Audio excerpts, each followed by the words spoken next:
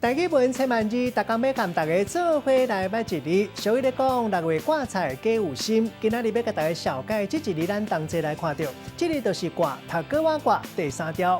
古早台语字典解说卦是一款菜名，也就是挂菜。另外一个音读做芥，像咱讲芥辣、荆芥。草，另外还有一个音读做芥，像讲芥蓝，这是一款菜叶类，差不多20公分到60公分长，叶仔柄较长，若叶仔顶头尖尖，下较圆圆，花是白色或者是黄色，或者有钙、磷、铁，拢真丰富。带大家做伙来小解这2个词。头一个，咱同齐来看到读做芥辣，有人讲是芥末，这是用芥菜籽研做黄色的粉，咸咸会激人，用来做鸭味料，和青色瓦萨比山姜做的无同款。也毋过华语拢讲是芥末。第二个咧是一句俗谚语，讲是6月挂彩皆有心。